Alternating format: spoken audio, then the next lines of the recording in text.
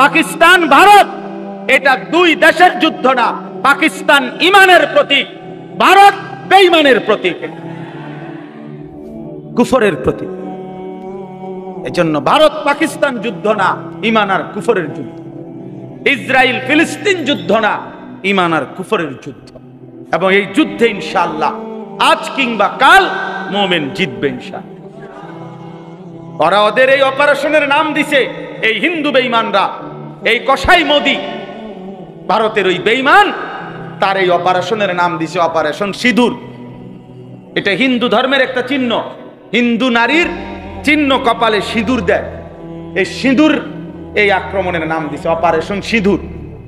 তার মানে কি? ধর্মকে টেনে আনছে তারাই, ধর্মীয় প্রতীক তাদের এটা।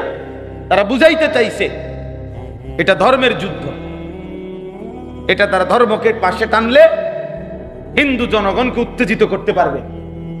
কথা বুঝছেন না? এই জন্য এটারে আগায় আনছে, এটাকে আনছে। বালার কথা দিল দিয়ে শুনলে আমারও লাভ, আপনারও লাভ। কোন এক শব্দ কারো দিলে লাগে, কোন এক কথা কারো দিলে লাগে, দিলে লাগে।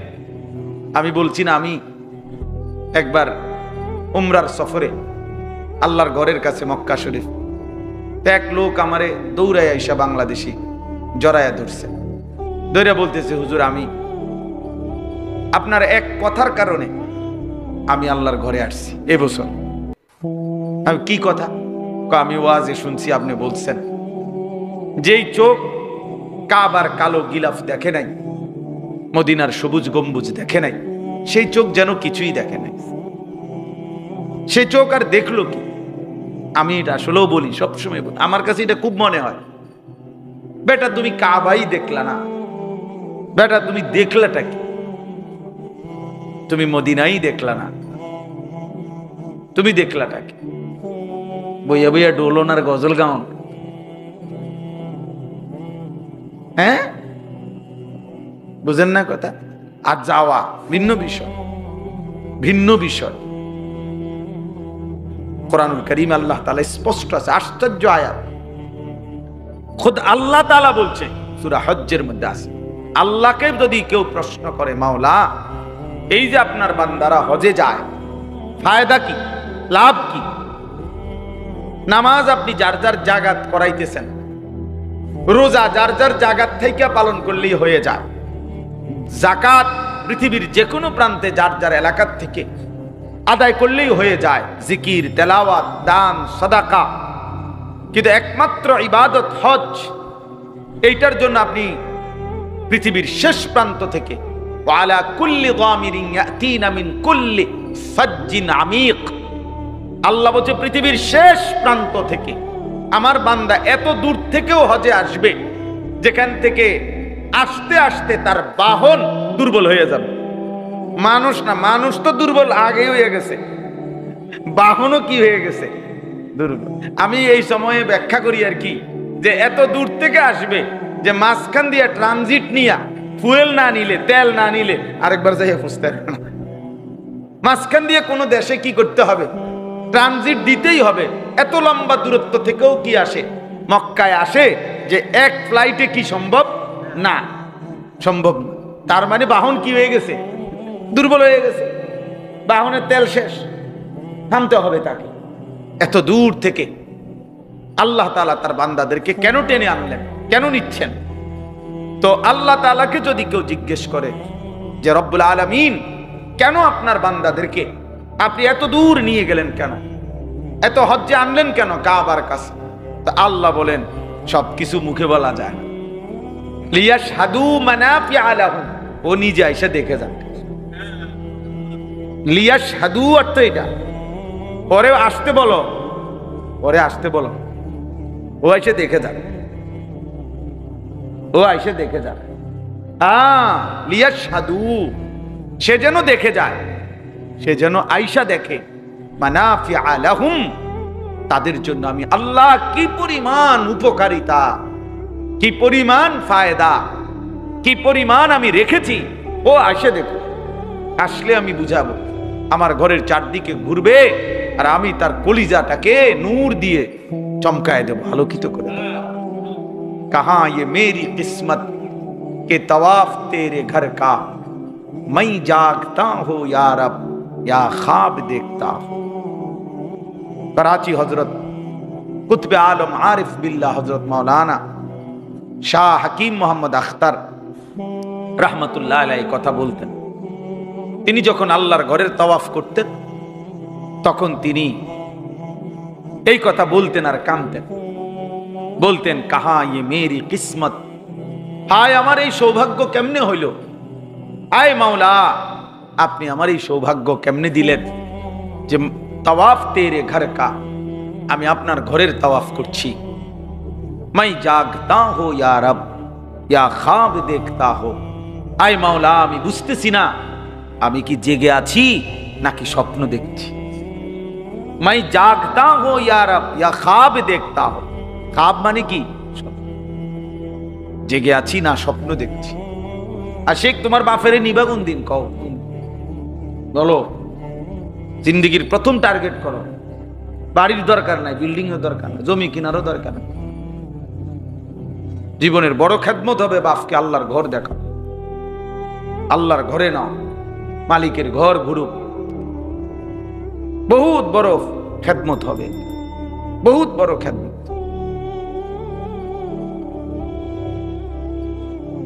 আল্লাহ তৌফিক দান করেন। মানে আমার এই বাড়িওয়ালা যিনি আবু বকর ভাই, যে আমার পুরা বাড়ি আজকে 10 বছর যাবত যার বাড়িতে আমাদের এই মাদ্রাসা, আলহামদুলিল্লাহ। তো বলতেছিলাম যে লিয়াশহাদু মানাফিআ লাহুম, আল্লাহ বলছে ও নিজে আইসা দেখুক উপকার, ও আসলেই বুঝবে সাফা মারওয়া সাই করলে কি হয়, মিনার তাবুতে কি হয়, আরাফাতের ময়দানে দিলের হালাত কি হয়, মুজদালিফার রাত গভীরে অন্ধকার রাতে দিলের অবস্থা কি হয়। তো সে আসলেই বুঝবে, আমি আসলেই বুঝাবো। আল্লাহ আমাদের প্রত্যেককে তৌফিক দান করেন, প্রত্যেককে আল্লাহ কবুল করেন। তাহলে ওই বলতেছিলাম যে কথার জন্য যে মনোযোগ দিলে কোনো এক লাইন, কোনো এক শব্দ আল্লাহ তাআলা হয়তো দিলে লাগায়, দিলে লাগায় দেয়, দিলে লাগায়। এই জন্য আমরা প্রত্যেকেই, শুধু আমার বয়ান না, সমস্ত বয়ান, জুমার বয়ান, উলামায়ে কেরামের সব নসিহত দিল দিয়ে শোনা উচিত, মনোযোগ দিয়ে শোনা উচিত। মামুন ওই যে ও মোবাইল ছেলেটার একটা বালিশ এনে দাও, বেচারা ওয়ালের ওই বাইরে বালিশ দেওয়া একটা কষ্ট করে, উনি শুইবে, অর্ধেক শুইয়া লাইছে উনি মোবাইল ছবি উঠাইতে উঠাইতে, বাকিটা বালিশ দিলে বাকি শুইয়া যাবে ইনশাআল্লাহ। আল্লাহ শোয়ার তৌফিক দান করেন। তো আমি দেখি দোস্ত, আমি বড় বেজাইলা মানুষ, আজকের বেজাইলা না, হ্যাঁ আপনি বইয়ে বইয়ে মস্কারি করবেন এনে, আমি এই মস্কারি পছন্দ করি না।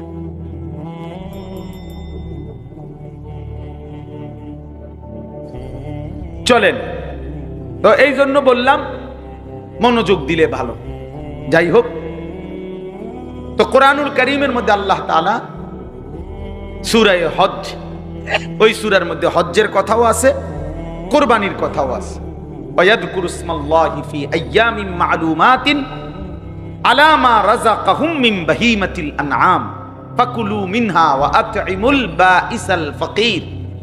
আল্লাহ বলছে হজে আসলে কি হবে, 1 নম্বরে ও আইসাই উপকারিতা দেখবে, আর 2 নাম্বার নির্ধারিত 3 দিন 10, 11, 12 জিলহজ আমি আল্লাহর স্মরণ করে আমার নাম নিয়ে হালাল যেই চতুষ্পদ প্রাণী জবাই করবে, কুরবানি করবে, আর ওই সময় যে আমি আল্লাহর নাম নেবে, ওই জিকির করবে, আমার নাম নিবে, এ আমি আল্লাহ আমার নামের তৌফিক, আমার জিকির, আমার স্মরণ আমার বান্দার মাধ্যমে, কুরবানির মাধ্যমে জিন্দা করব। এই জন্য আমি আমার ঘরে আসতে বলেছি। এজন্য একটা কথা জরুরি, কোরআনে বারবার আল্লাহ বলছে, এটা ওই সূরাতে 2 বার আছে এই কথাটা। আল্লাহ বলছে কুরবানির মাধ্যমে মূল ফিকিরটা কি, টার্গেটটা কি। গরু তো প্রতিদিনই জবাই হয়, গরু জবাই হওয়া এটা পৃথিবীতে কোনো আশ্চর্য কিছু না, কথা বলেন। ছাগল জবাই হওয়া এটা কি কোনো আশ্চর্য কিছু, এখানে এটা ডেইলি হইতেছে। তাইলে কুরবানির দিন পশু জবাই করার মধ্যে আল্লাহ তাআলার মাকসাদ কি? আল্লাহ তাআলা বলে, বান্দা আমি বারবার বলতেছি মাকসাদ আমি আল্লাহর, ওয়ায়াজকুরুসমাল্লাহ, আমার জিকির, আমার স্মরণ, আমার জিকির জিন্দা করা, আমার জিকির বুলন্দ করা, আল্লাহু আকবারের ধ্বনিতে গোটা জমিনকে আলোড়িত করা। সব কণ্ঠ একবারে আমার নাম নিবে, উপস্থিত সবাই চিৎকার দিয়ে উঠবে। প্রাণীটা জবাই হবে তো সবাই চিল্লাইয়া বলবে আল্লাহু আকবার, আল্লাহই বড়, আল্লাহই বড়। আল্লাহ বলেন আমি আরশে আজিম থেকে তখন খুশি হয়ে যাব, খুশি হয়ে যাব। এটা আমার মাকসাদ। ওয়ায়াযকুরুসমাল্লাহ, আমার বান্দা আমার নাম নেবে, আমার নাম আমি শুনবো আমার বান্দার জবান থেকে। এইটাই মাকসাদ, এটাই মূল টার্গেট, এটাই মূল টার্গেট। এই জন্য কোরবানির মধ্যে ইবাদত এটা মূল টার্গেট, অর্থাৎ আল্লাহর স্মরণ, যিকরুল্লাহ, যিকরুল্লাহ। আল্লাহ তাআলা নিজে বলছেন এই জন্য কোরবানির মূল মাকসাদ হওয়া চাই আল্লাহর স্মরণ জিন্দা করা। আল্লাহ আমাদেরকে তৌফিক দান করে। কোরবান এই শব্দটি দুইটা শব্দ, একটা হলো ঈদুল আযহা, যেটা আমরা ঈদুল আযহা বলি, আরেকটা হলো কোরবান। এটাও বলি, ওইটাও আমরা বলি যে ঈদুল আযহা। আযহা এই শব্দটা কোরবানির ক্ষেত্রে ব্যবহার হয়। আযহা, উদহিয়া, ইদহিয়া, দহিয়া, আদাহি, দহায়া, এই সবগুলো এক শব্দ, কোনটা এক বচন, কোনটা বহু বচন। আযহা, উদহিয়া, ইদহিয়া, দহিয়া, আদাহি, দহায়া, সবগুলোর এক শব্দ, এক বচন বহু বচন। এই সবটাকেই বলা হয় ঈদুল আযহা, ইয়াউমুল উদহিয়া। তাহলে এটা কি অর্থ? কি অর্থ হইল সহজ বুঝাগ্য, সহজ বুঝবেন। সকালবেলা সূর্য যখন উঠে, এই সূর্য উঠবার 15-20 মিনিট পরের টাইমকে ইশরাকের সময় কয়। স্বাভাবিকভাবে আমরা তখন কি পড়ি? ইশরাকের নামাজ পড়ি। এর একটু পরে আবার এই সময় ঘন্টা খানিক সূর্য শুধু উঠতেই থাকে, বাড়তে থাকে। 1 থেকে 1.5 ঘন্টার ব্যবধানে সূর্য যেদ্দুর বড় হওয়ার, যেদ্দুর আলো ছড়াইবার, এটা পূর্ণ ছড়ায় ফেরে। এরপরে একটা নির্ধারিত সময় পর্যন্ত ওই আলোটাই আলোকিত করে রাখে। এরপরে আবার একটা সময় আসলে সূর্য হেলতে শুরু করে।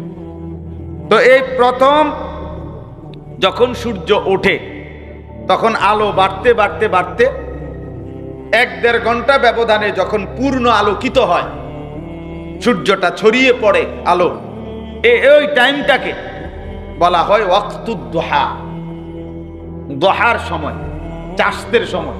যেটা আমগো বাপ চাচা, দাদারা, মা চাচিরা চাষতের নামাজ, নফল নামাজ পড়ে। আমার মারে আমি আজীবন দেখছি, মা নাস্তা খাইতেন না, কইতো মার অন্য চাষতের নামাজ বাকি রয়েছে। তা আমরা ছোটবেলায় কইতাম কি শাস্তের নামাজ, কিতা আবার মনে করতাম আর কি শাস্তের নামাজ। তো মা এই শাস্তের নামাজ না পড়ে এই 7:30, 8টা এরকম টাইম, এইটা না পড়ে মা নাস্তা করতেন না। তাইলে এইটারে বলা হয় ওয়াক্তুদ দুহা, দোহার সময়। কোরআনুল কারীমের মধ্যে একটা সূরাই আছে এবং কোরআনে আল্লাহ তাআলা এই সময়ের কসম করছে, ওয়াদ-দুহা ওয়াল-লাইলি ইযা সাজা। এই যে ওয়াদ-দুহা, এই দুহা শব্দের অর্থ এটাই, সকালের সূর্য পূর্ণ আলোকিত হওয়ার সময়। তো সকালের সূর্য যখন পূর্ণ আলোকিত হয়, এই টাইমটাকে বলা হয় ওয়াক্তুদ দুহা। আর এইটাই হলো কোরবানির টাইম, কোরবানির প্রাণী জবাই করার সময়। এরই মধ্যে কোরবানির 2 রাকাত ঈদুল আজহার ওয়াজিব নামাজ কি হয়ে যায়, আদায় হয়ে যায়। হইয়াই এরপরে কি শুরু হয়, এই জন্য কুরবানির মাসনুন উত্তম সময়টাই হলো কি ওয়াক্তুদ দুহা, এই সময়টা। এই জন্য এই আদহা, উদহিয়া, ইদহিয়া, দহিয়া, দহায়া, আদাহি, এই সবগুলোর দ্বারা এই সময়টাকে বোঝায়। অর্থাৎ এই সময়ে যেহেতু স্বাভাবিকভাবে কোরবানি শুরু হয়, এই জন্য এটাকে ইয়াউমুল উদহিয়া বলে অথবা ঈদুল আজহা বলে।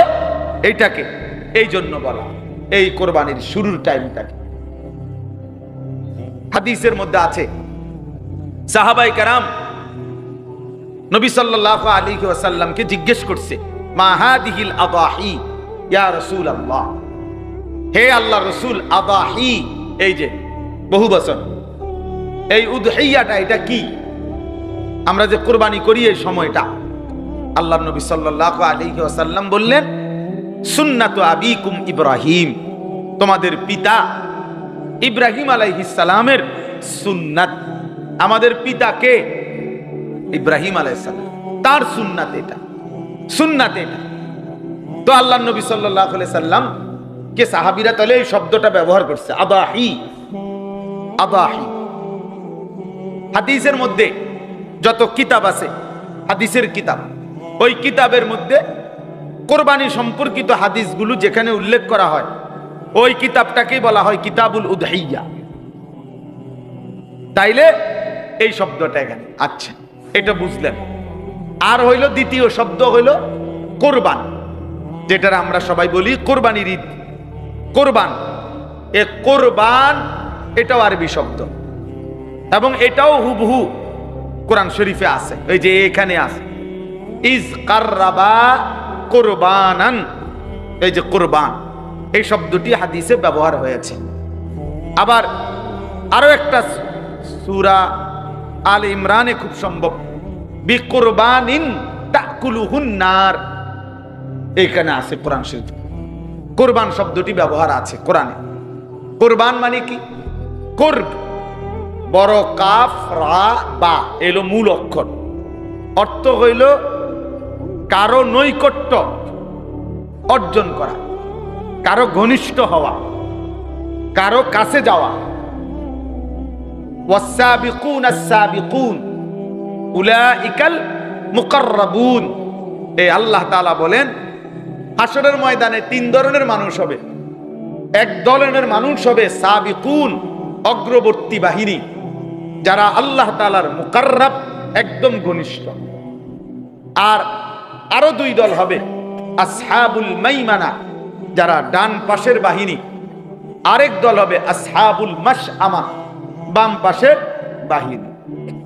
বাম পাশের বাহিনী, এই বাম পাশের বাহিনী এরা জাহান্নামী, আর ডান পাশের বাহিনী এরাও জান্নাতি। এবং ওই মুকাররাবিন যারা সাবিকুন, অগ্রবর্তী বাহিনী, তারাও জান্নাতি। এরাও জান্নাতি, ডান পাশের বাহিনী, আর ওরাও জান্নাতি। তাহলে মুকাররাব, কুরবান। তো বান্দা যখন কুরবানি করে, এই প্রাণী জবাই করে নির্ধারিত, তো এর মাধ্যমে একজন বান্দা মহান আল্লাহ পাক রব্বুল আলামিনের সীমাহীন অত্যন্ত ঘনিষ্ঠ করব নৈকট্য অর্জন করে। আচ্ছা, কেমন নৈকট্য, কেমন ঘনিষ্ঠতা হয় কোরবানির মাধ্যমে? এবারে হাদিস থেকে শুনেন, তাইলেই বুঝবেন। তাহলে কোরবান মানে কি? নৈকট্য অর্জন করা। কি বলেন? যারা জুরাইতেছেন না তারা বলেন নৈকট্য। যারা জুরাইতেছেন তারা আপনার পাশের ব্যক্তির মোবাইল নাম্বার রাখবেন। সুবিধা কি? সুবিধা হইল পরে ওনার থেকে জেনে নিবেন যে ভাই আপনি তো সজাগ ছিলেন, এখন আমি তো জুরাইছি, আমি এখন আপনার থেকে শুনতে চাইতেছি যে আমি যখন জুরাইতেছিলাম তখন হুজুর যা বলতেছিলেন কি সেই কথাগুলো। তখন ওই সজাগ মানুষটা আপনারে বিস্তারিত বলে যাবে। আল্লাহ পাক জুরানি এবং আজুরানি সবাইকে কবুল করে। না, নারাজ হইয়া তো লাভ নাই। নারাজ হইয়া করব কি? কোরআন শরীফ আছে ওয়াকুল্লাম ওয়াদাল্লাহুল হুসনা।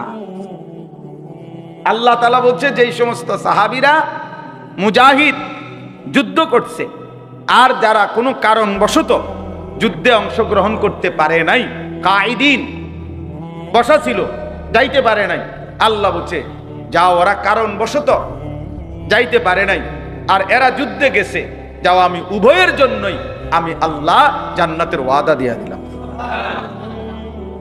ওয়াকুল্লাম ওয়াদাল্লাহুল হুসনা, ওর জন্য জান্নাতের ওয়াদা। যাই হোক, তাহলে দেখেন আল্লাহ তাআলা এই শব্দটি কোরআনে ব্যবহার করেছে। তাহলে আমি এই দুইটা শব্দের ব্যাখ্যা করলাম। এক নাম্বার হলো ঈদুল আজহা, আরেকটা হলো কুরবান, উভয়টাই। তাহলে কুরবানের দ্বারা নৈকট্য হাসিল করা, তাহলে বান্দা যখন প্রাণী জবাই করে এটার দ্বারা মূলত সে আল্লাহ তাআলার নৈকট্য অর্জন করে। কি করে বলেন? কেমন নৈকট্য? হাদিসের মধ্যে আছে, আল্লাহ নবী সাল্লাল্লাহু আলাইহি ওয়াসাল্লাম বলেন, মা আমিলা আদমিয়ুন মিন আমালি ইয়াউমিন নাহার আহাব্বা ইলাল্লাহ মিন ইহরাকিদ দাম। নবীজি বলেন, কোন মুমিন কুরবানির দিন, ঈদুল আজহার দিন যা কিছু নেক আমল করে, ঈদুল আজহার দিন সে মনে করেন নামাজ পড়লো, ঈদুল আজহার নামাজ পড়লো, দান সদকা করলো, মেহমানদারি করলো, আপ্যায়ন করলো, মাশাআল্লাহ মাশাআল্লাহ,